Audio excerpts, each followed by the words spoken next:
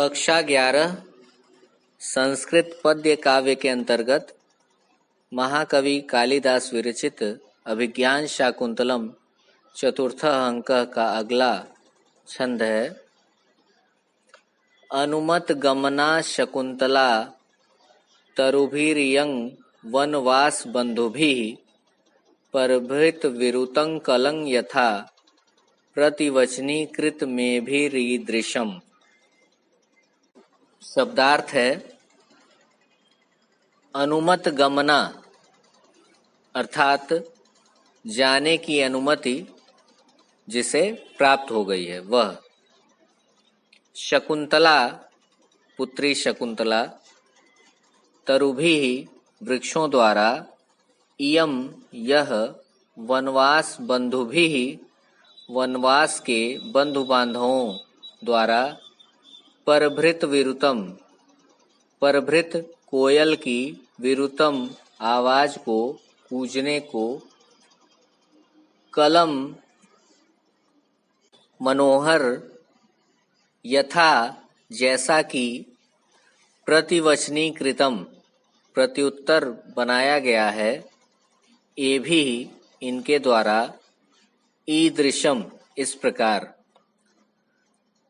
प्रस्तुत छंद में महाकवि कालिदास ने शकुंतला के विदाई के अवसर का वर्णन किया है।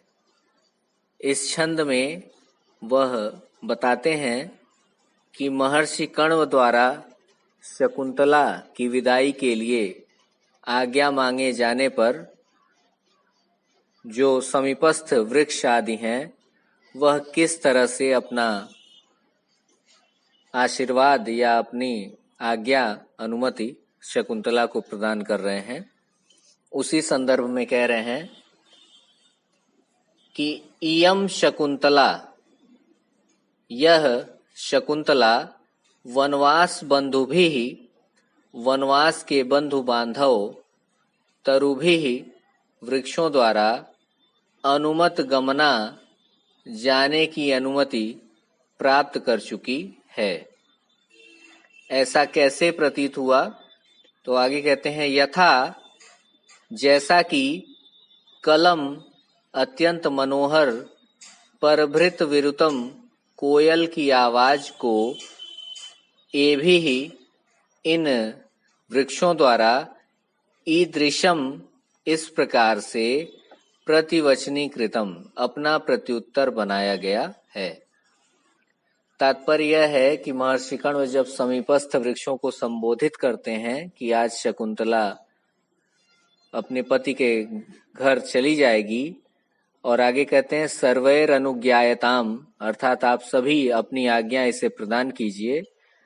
तब ऐसा कहने पर इस छंद में बताया गया है कि शकुंतला वनवास के साथी बंधु बांधव वृक्षों द्वारा जाने की अनुमति प्राप्त कर चुकी है, क्योंकि मधुर मनोहर कोयल की आवाज को वनवास के उन वृक्षों ने इस प्रकार से अपना प्रत्युत्तर बना लिया है। अर्थात वह कोयल की आवाज में ही शकुंतला को जाने की अनुमति प्रदान कर रहे हैं।